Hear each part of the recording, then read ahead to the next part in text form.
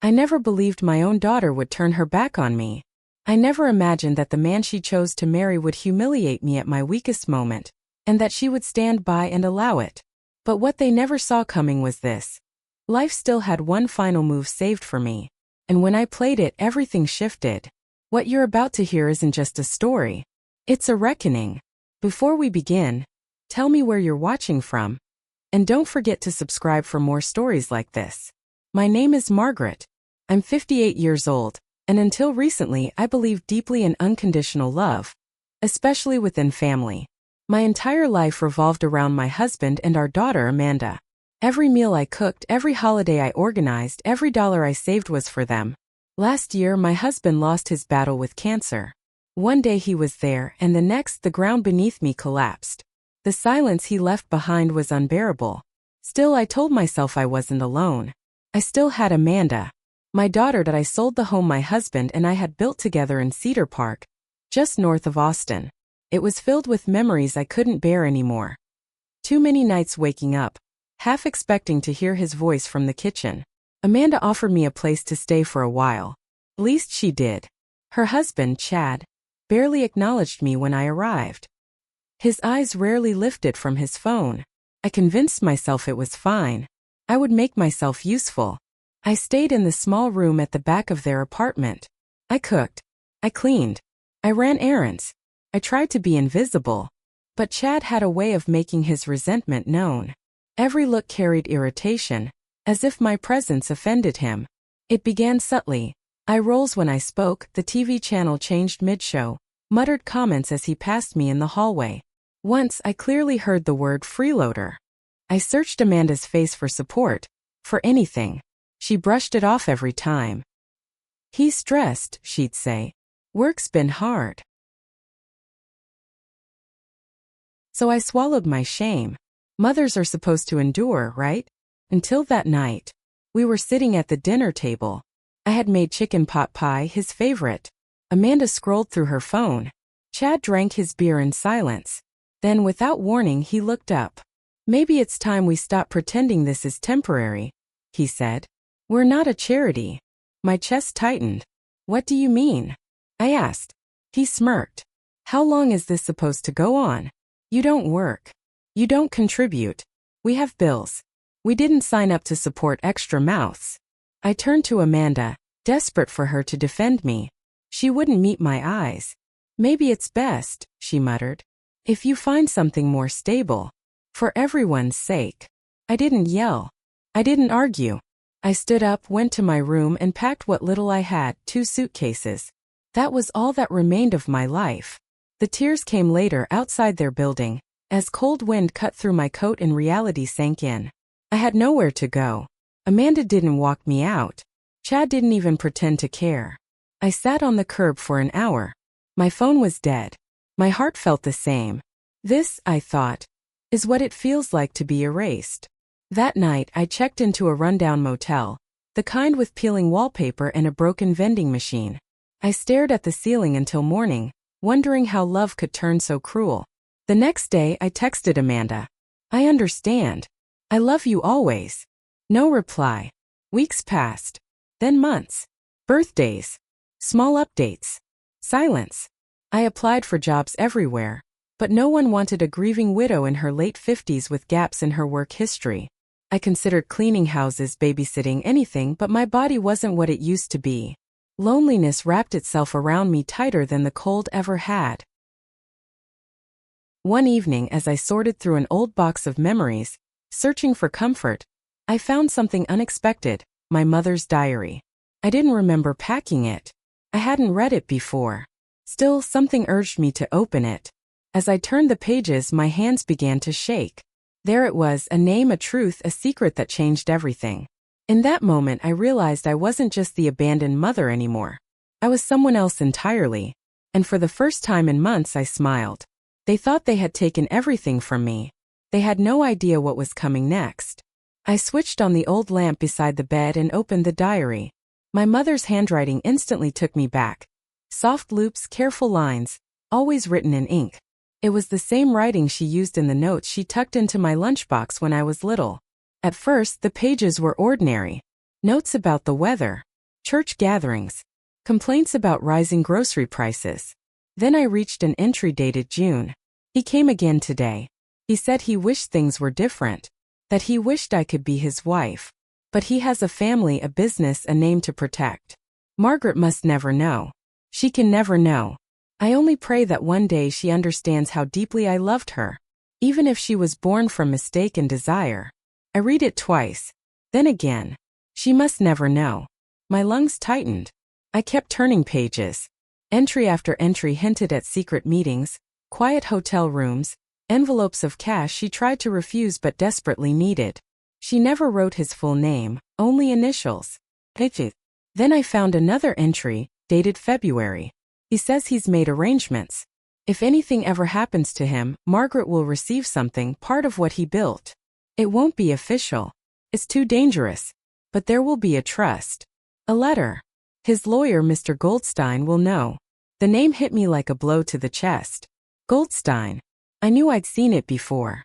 It took 2 days and countless searches on the motel's shared computer, but I finally found him, Leonard Goldstein, a retired estate lawyer, still quietly practicing under a private firm in Dallas. I couldn't bring myself to call. My hands shook too badly, so I wrote a letter. A real one. By hand. I explained who I was, who my mother had been, and begged for a conversation. 2 weeks later my phone rang. I'll never forget how his voice softened when I said my mother's name. I always wondered if you'd reach out someday, he said. There's something you need to see. The next morning, I boarded a Greyhound to Dallas. I packed only half my suitcase just in case this turned out to be nothing. But the moment I stepped into his office, quiet, lined with old books and heavy silence, I knew this was real. He placed a fragile, yellowed envelope in front of me. It was from Harold James Sterling, founder of Sterling Energy, one of the most powerful oil men in Central Texas. A name I had seen in newspapers my entire life. A man with a family, a legacy, and a reputation built on respectability. The letter was addressed to my daughter Margaret Louise. I couldn't read it all at once. I broke down before reaching the second paragraph. He confessed everything, the affair, the regret, the love he kept hidden, and the promise he had made. In the event of my death, I have ensured that a portion of my personal assets, untraceable through my estate, be transferred to you through Mr. Goldstein. You are my blood. Though I lacked the courage to claim you in life, I claim you now in death. Mr. Goldstein slid a folder across the desk. Inside were bank statements, investment accounts, property titles. Total value, just over $1 million. This is real, I whispered. He nodded. It always was yours.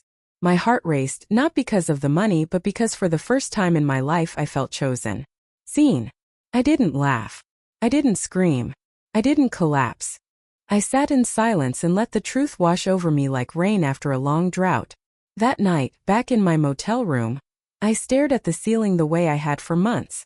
But this time a slow smile crept across my face. They thought they had discarded me. They thought I was finished. They had no idea. I wasn't broken. I was just beginning. I didn't return to Austin right away. Something inside me had shifted permanently. I wasn't just Margaret, the forgotten mother. I stayed in Dallas a few more days, walking quiet streets, sipping coffee alone, watching strangers live their lives. For the first time, I didn't envy them. I studied them. I wondered who among them was hiding pain behind a smile, who had been betrayed, who had clawed their way back from being invisible. Leonard Goldstein gave me more than an inheritance. He gave me time. Time to process. Time to understand what I now held. This wasn't just money. It was power. And I didn't yet know how I would use it. When I returned to Austin, I didn't go back to the motel. I rented a short-term apartment downtown, just off South Congress, modern, quiet, the kind of place Amanda and Chad would never imagine me staying in. I changed how I dressed. More polished. More intentional. Not flashy, just invisible in a different way. The kind of invisible that opens doors. I taught myself. Investing. Real estate. Contracts. Business language. Not to build an empire, but to protect myself. I would never be powerless again. That's when I found it. A hidden listing on a real estate auction site. An aging apartment building in East Austin. And everything began to fall into place. The building wasn't pretty. A little worn, a little tired, but solid. And the location made my pulse race. It was their complex. The same place where Amanda and Chad lived. I stared at the listing, my heart pounding. The property had been marked as distressed. The owner had defaulted on property taxes. The auction was scheduled for 2 weeks out. I didn't hesitate. With Mr. Goldstein's guidance, I formed an LLC. An anonymous shell company. Papers filed. Funds transferred. Bid placed. I wasn't plotting revenge. Not exactly. I was reclaiming control over the one place they believed they ruled. The auction passed quietly. No drama. No competition. I won cleanly, legally, without anyone knowing who stood behind the bid. Just like that, I owned the building where they lived, the building where they had forced me out with 2 suitcases and a hollow excuse. Where I had been humiliated at my lowest point. I remember holding the deed in my hands and whispering, "Let's see how Chad feels paying rent to the mouth he said he couldn't feed." A month later, the notices went out. Lease reviews. Rent reassessments. For Amanda and Chad, the new rent wasn't doubled. It was tripled. Market rate, plus overdue adjustments. I didn't need to witness the explosion to know it happened. Chad's rage was predictable. But this wasn't about money. It was about power. Chad needed to feel in control. And I had removed it without ever stepping into the room. 2 days after the notices, Amanda called. It was the first time she'd reached out since the night I left. I let it go to voicemail. "Mom, something's wrong. Our rent just shot up. Chad's furious. I don't know what's happening. Can we talk?" I didn't respond. This wasn't vengeance. It was gravity. Choices fall. Consequences land. I drove past the building once late at night. Lights glowed behind their windows. Shadows moved. Amanda pacing. Chad shouting. His silhouette unmistakable. I watched for a moment, then drove away. Part of me felt empty. Part of me felt justified. And part of me still ached. Because even then, knowing what I knew, holding what I held, I would have traded everything to be welcomed back into my daughter's heart. But that door wasn't open. Not yet. So I stayed quiet. I waited. Because sometimes the loudest justice never says a word. And I wasn't finished. I didn't realize how much I had changed until I saw Amanda at the grocery store 3 weeks later. She didn't notice me. I stood 2 aisles away, hidden behind a rack of discounted cereal. She looked exhausted. Not just tired, worn thin. Her hair was pulled back carelessly, the way she used to wear it after crying. Her cart was half empty. Rice. Eggs. Generic cans. I should have walked away. I didn't. I followed her at a distance, my heart pounding with guilt and memory. She stopped in front of a box of macaroni and cheese, glanced at her phone, then slowly returned it to the shelf. That moment shattered me. Not because she was struggling, but because I remembered the little girl who used to run to me when she scraped her knee. The child who begged me to check for monsters under her bed. And now she was living with one. I drove home and sat in silence for hours, staring out the window, wondering how life had twisted us into strangers. But I reminded myself, this wasn't punishment. This was consequence. And it was long overdue. I had plans now. Not loud ones. Quiet ones. A slow, deliberate chess game. With the LLC finalized and the property fully transferred, I began making improvements. Small repairs at first. Leaky pipes, broken locks, flickering lights. Chad barely noticed. He was too consumed with firing off angry emails to the property manager, demanding explanations, making threats. I knew him too well. He wouldn't move. That would mean losing. And Amanda would follow his lead like she always did. So I kept going. New signage. Security cameras in the lobby. Updated mailboxes. All under the name of my company, ML Holdings. No one knew who owned it. Then came the inspection notice. Mandatory. Annual. Chad's response through the tenant portal was furious, entitled, indignant, filled with empty threats. I smiled as I read it. He was unraveling. And I hadn't raised my voice once. Meanwhile, I was becoming someone I barely recognized. My hair changed. My clothes sharpened. My posture straightened. I attended small business meetups under a different name. Learned contracts. Learned leverage. Built quiet connections. No one asked about my past. They saw a composed woman with steady eyes and capital ready. The strongest disguise is the truth you never offer. One morning I passed Amanda and Chad in the parking lot after a tenant meeting. Sunglasses on. Hair pulled into a sleek bun.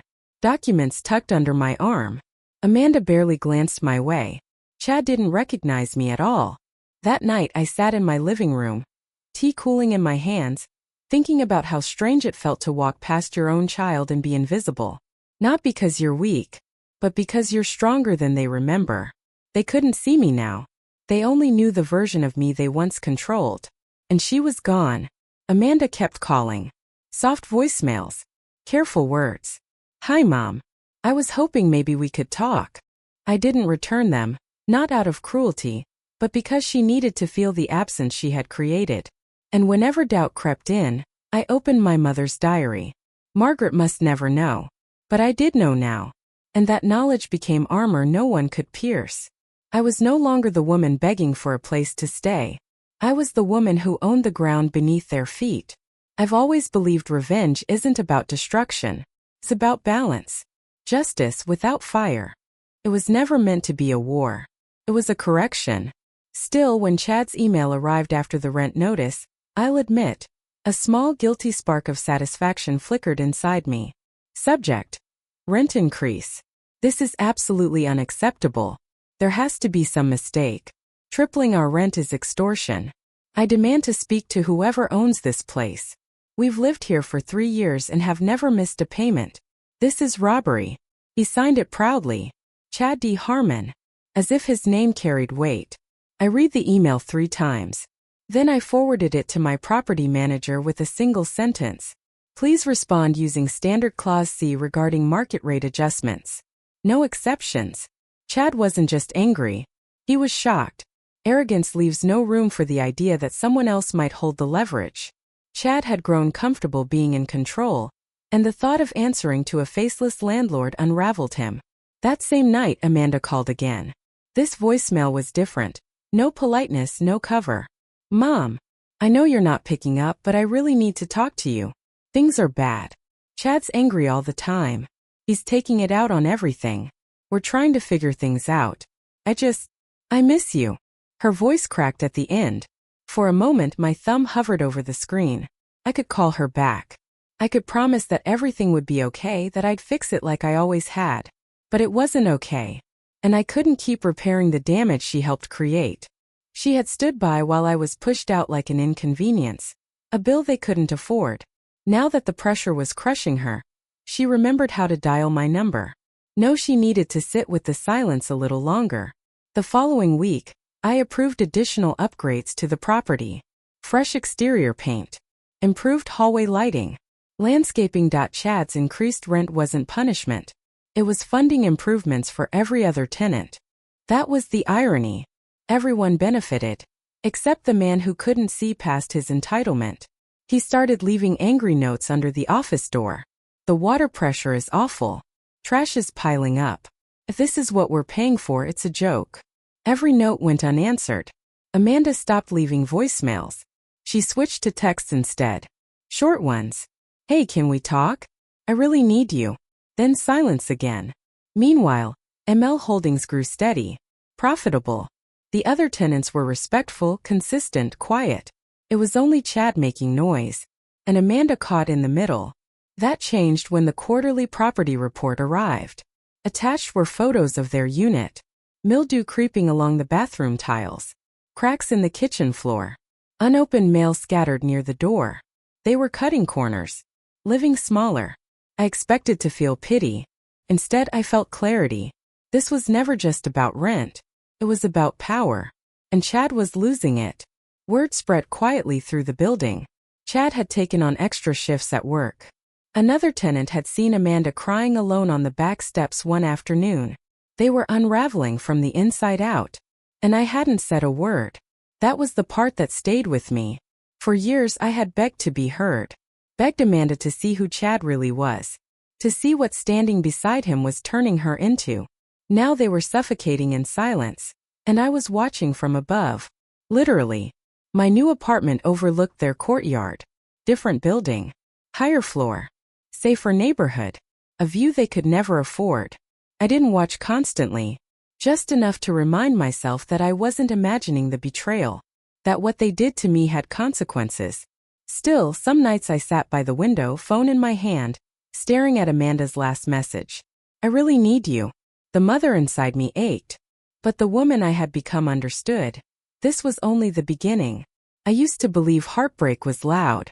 Slammed doors. Raised voices. Public scenes. I was wrong. Real heartbreak is quiet. It lives in unanswered voicemails. Messages left unread. The silence between you and the person who once called you mommy. Eventually, Amanda stopped calling. The text slowed. But the damage inside their apartment grew louder. Through building staff, I learned the tension had turned openly hostile. Chad snapped at everyone. Refused maintenance. Demanded unnecessary inspections. Desperate to regain control. Amanda, they said, looked exhausted, hollowed out by sleepless nights. I didn't celebrate. This wasn't about watching them suffer. It was about something far more painful, watching the daughter I raised choose a cage and call it love. One afternoon, my property manager forwarded a report after a noise complaint. A neighbor downstairs had heard shouting, "You're losing control. This is your fault." Chad had stormed out and didn't return until morning. Amanda stayed locked inside the apartment all night. Lights off. Curtains drawn. I waited. Not for Chad. For her. 2 days passed. Long, heavy days. Then, just as the sun dipped behind the trees one evening, the intercom in my building buzzed. "Hi, this is Amanda Harmon. I was wondering if my mom lives here." My heart stopped. I didn't answer right away. I just stared at the screen, frozen, breath shallow. Then slowly I pressed the door release. 10 minutes later, a soft knock echoed through my apartment. When I opened the door, she stood there, barely recognizable. Pale. Makeup smudged. Shirt wrinkled like she'd slept in it. She looked 20 years older than she was, like life had been grinding her down in silence. We stared at each other for a long moment. Then she exhaled. "Hi, Mom." I stepped aside. She entered carefully, as if unsure she was allowed to. The apartment stayed quiet except for the gentle clink of teacups as I poured 2 mugs. I didn't ask why she'd come. I didn't ask how she was doing. I simply placed the tea in front of her, sat across from her, and waited. "I don't know where to begin," she said softly. "I didn't say anything," she whispered, staring at the cup. He's not easy. He's angry all the time. He blames the rent. Blames me. Blames the dog next door, for God's sake." I said nothing. "I thought I was doing the right thing," she continued. "That night, when we asked you to leave. Asked like you had a choice. I just wanted to keep the peace. Chad said you'd never go unless we forced you." She paused, swallowing hard. And I agreed. I took a slow sip of tea. "I miss you," she said. "But I don't know how to fix this." I studied her face. The tension in her jaw, the flinch in her eyes. She wasn't asking for forgiveness yet. She was afraid of hearing no. So I gave her silence. Because sometimes silence is safer than truth. We sat there nearly an hour. She didn't ask for money. She didn't ask for help. She just wanted to be near me, and I allowed that much. When she finally stood, she reached for my hand. "I'm sorry," she said. "For everything." I didn't say it back. I just held her hand a moment longer than she expected. She pulled away first. With tears in her eyes, she turned and walked out. I didn't cry. But the second the door clicked shut, I sank into my chair, cradling the warmth of her teacup like it was something fragile and alive. She had come. She had looked me in the eye. And now I knew the cracks had finally begun to show. Real power doesn't shout. It doesn't slam doors or make threats. It moves quietly. Pulls one string, closes one door, and waits while the ones who underestimated you begin to squirm. And Chad, he was squirming. After Amanda's visit, the atmosphere in their apartment darkened. I didn't need cameras to know it. You can feel a place unravel if you listen closely enough. The maintenance team reported Chad showing up at the office twice a week. Angry, frantic, demanding to know who owned the building. He wanted a name, a face, someone to blame. Not having one drove him deeper into obsession. I knew he'd start digging. Chad never accepted loss quietly. I remembered the way he used to check Amanda's phone. Question receipts. Comment on how long errands took. Possessive didn't even begin to describe it. So when he began hunting for the identity behind ML Holdings, I was ready. First he tried public records. Nothing. Everything was shielded through a privacy trust. Then came the phishing emails, posing as tenants asking casual questions. Sloppy. Desperate. He even called the title office, pretending to represent another firm. The clerk flagged it immediately and notified us. When all that failed, he turned inward. One of the neighbors eventually called management, asking for a welfare check. She'd heard glass breaking. Raised voices. The kind of anger that doesn't come from money but fear. Maintenance knocked. No answer. Through the door they heard Chad pacing. Amanda crying. Then silence. A few days later, an envelope arrived at my door. No name. No return address. Inside a note. I know what you're doing. You think you're clever. You don't scare me. I'll find out who you are. And when I do, you'll regret it. No signature. But I recognized the handwriting immediately. Chad wrote the way he lived. Pressed hard, uneven, furious. I held the letter, my heart pounding. Not from fear but from memory. From the moment he'd stood in that kitchen and looked at me like I was nothing. From the way Amanda had stood beside him. Not silent but complicit. Now he was the one clawing at shadows. Choking on uncertainty. Shouting into nothing. It was poetic. And it was dangerous. So I tightened the net. My lawyer contacted building security. Additional surveillance was installed, discreet legal routine. I made sure every other tenant was protected. The building would not suffer because one man couldn't carry the weight of his own cruelty. Amanda didn't call again. But I heard she'd started walking to work. Her car was gone. Utilities reduced. Lights out by evening. No heat on some nights. The fractures weren't just in their marriage anymore. They were everywhere. They were barely surviving. And still I kept my distance. Because this was never about revenge. It was about resolution. Letting Chad's world shrink until he was forced to see how small he truly was. And giving Amanda a choice, to remain inside the cage she defended, or reach for the key I had quietly placed within her reach. I knew she wasn't ready yet. But pressure reveals truth. And secrets always leak through cracks. I didn't expect the knock that night. It had been quiet for days. No emails from management. No voicemails from Amanda. No more anonymous threats. Just silence, the kind that feels like a storm crouched low on the horizon waiting. When the knock finally came, slow and hesitant, something tightened in my chest. I opened the door. Amanda stood there, soaked from the rain. A grocery bag pressed to her chest like it was the only thing keeping her upright. Her eyes were swollen, her mouth parted as if she meant to speak, but no words came. She looked like someone who had run out of language days ago. I stepped aside. She entered carefully, water dripping onto the hardwood floor. I handed her a towel. We moved without speaking. I warmed the kettle, poured 2 mugs of chamomile tea. She perched on the edge of the couch, tense, uncertain. Like she didn't plan to stay long. Like she didn't believe she deserved to. And maybe she didn't. She stared into her cup, hollow-eyed. "He's not who I thought he was," she said at last. I stayed silent. "I mean, part of me always knew," she continued. "But I told myself it was stress. That he just needed support. That if I was patient, he'd change." Still I said nothing. She looked up, her voice trembling. "He thinks someone's targeting us. He's obsessed. He's been checking my phone, my emails. Last week he followed me to work. Said he was making sure I wasn't involved." A shiver passed through her. "Nothing to do with the cold. He asked if I was hiding something.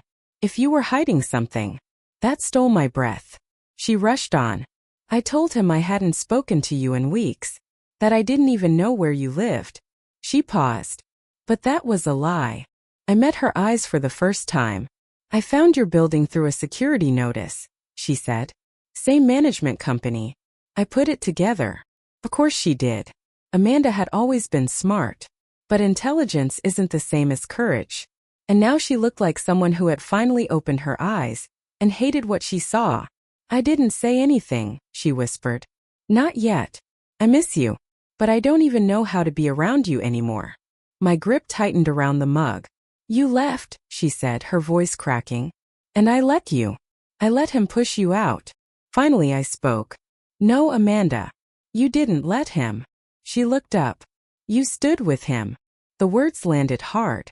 She blinked, lips parting, searching for something to defend herself with. But there was nothing left. I stood and walked to the window, staring into the dark. I begged for your voice that night, I said quietly. Just one word. One. Behind me she exhaled.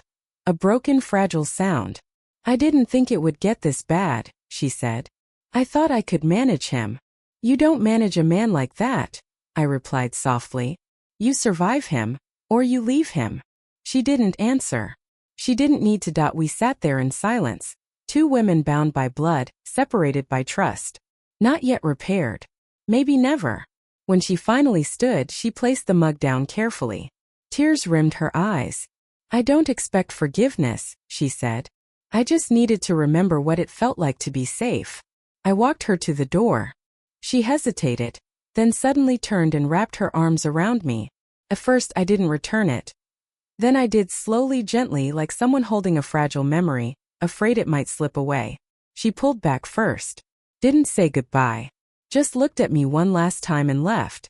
As the door closed, something shifted deep inside my chest. Not forgiveness. Not yet. But the faintest spark of something that could one day grow into it, if she chose to let it. The invitation went out the following Tuesday morning. Quiet. Professional. No drama. Mandatory tenant meeting to discuss upcoming renovations. Questions welcome. I knew Chad would attend. He wouldn't be able to resist. He wanted a name. A face. Someone to blame. He had no idea he was walking straight toward the woman he discarded like a broken appliance. The day of the meeting I arrived early. Charcoal gray blazer. Dark jeans. Clean lines. Unassuming confidence. My hair fell in soft waves against my shoulders. I looked nothing like the woman who once begged for dignity at Amanda's kitchen table. Tenants filtered into the common room. Some curious, some irritated, most indifferent. And then Chad arrived, striding in with the confidence of a man expecting confrontation. Amanda followed behind him, quiet, pale, a shadow. He didn't scan the room. He didn't notice me. His eyes locked only on the property manager at the front, and he marched straight toward him. Where is she? Chad demanded. I want to speak to whoever's in charge. Today. The manager didn't flinch. All questions will be addressed during the presentation. Chad scoffed. Amanda dropped her gaze to her shoes. I remained seated near the back, quiet, invisible. The presentation began. Routine updates. Timelines. Infrastructure upgrades. A new security system. Improved landscaping. Better insulation. Sensible investments. Smart decisions. All partially funded by the very rent Chad had raged against. Then the manager paused. We'd like to thank ML Holdings for their commitment to revitalizing the property and prioritizing tenant comfort. The owner is here with us today. Should anyone have questions? I stood. The room shifted. Heads turned. I walked toward the front slowly, deliberately. Each step steady, measured, my heartbeat loud but controlled. Chad's expression twisted from confusion to disbelief. Amanda's mouth fell open. I faced the room. Good evening, I said. My name is Margaret. I'm the owner of this building. Silence. Then Chad shot up so fast his chair scraped the floor. You, he snapped. This is a joke. What kind of sick game is this? I met his stare, not flinching, not rushing. No game, I said calmly. Just business. He stepped forward, voice rising. You planned this. You've been behind everything. The rent. The pressure. You're trying to destroy us. I didn't move. I provided housing. I improved the property. I treated every tenant the same, I replied. What I didn't do was forget. He opened his mouth, but I turned back to the group. If anyone has questions about the renovations or upcoming improvements, I'll be happy to answer them after the meeting. Thank you. I stepped aside. The presentation continued, but the tension never lifted. Chad remained standing, shaking, furious. Amanda sat frozen, hands clasped tightly, eyes shining with unshed tears. When the meeting ended, tenants approached me. Handshakes, thanks, questions. Some had suspected. Most hadn't known at all. Chad waited until the room emptied. Then he stormed toward me. "You think you've won?"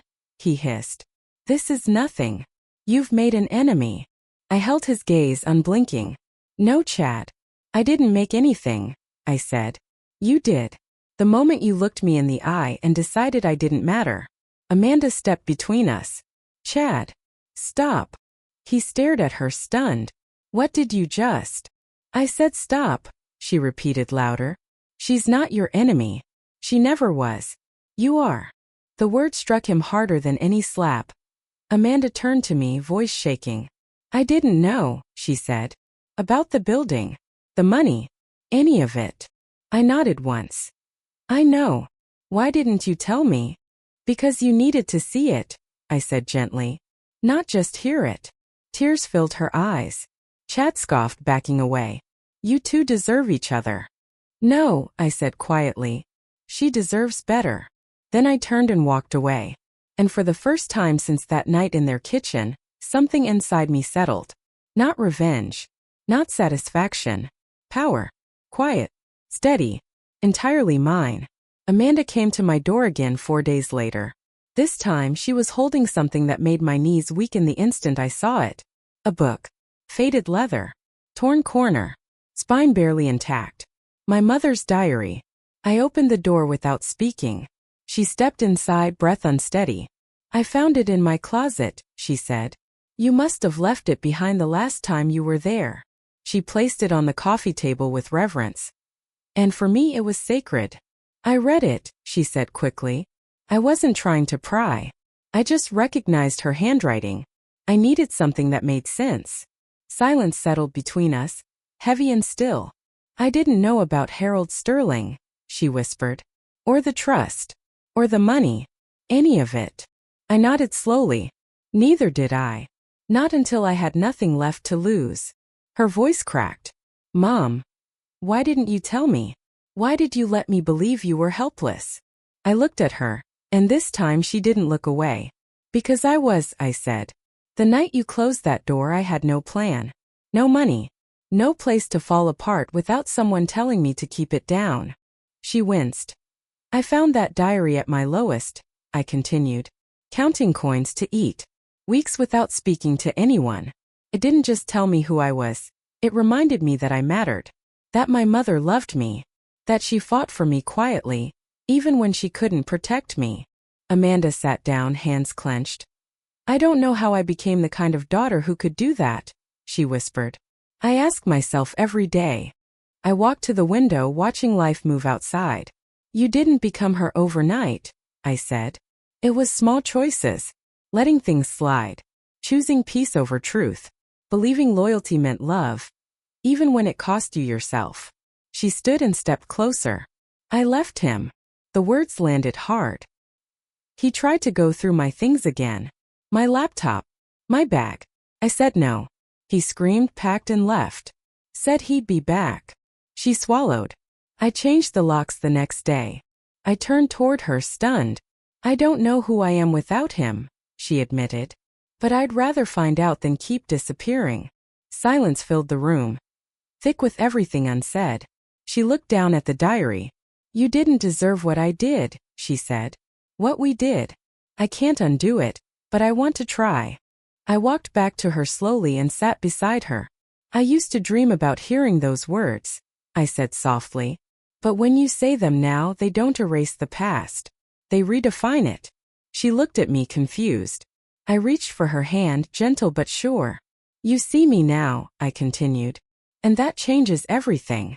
We sat together for a long time, wrapped in a silence that didn't ache but soothed. The kind of silence that only comes after truth has finally been spoken. Before Amanda left that night, she paused at the door. "You didn't raise me to be weak," she said. "I just forgot how strong you were." I smiled faintly. "No," I replied. "You didn't forget. You just stopped looking." And now she was seeing it all, not just who I had become, but who I had always been. When Chad's email arrived, I almost didn't open it. The subject line alone tightened my chest. "We need to talk. Now." His words were frantic, sharp, reeking of desperation.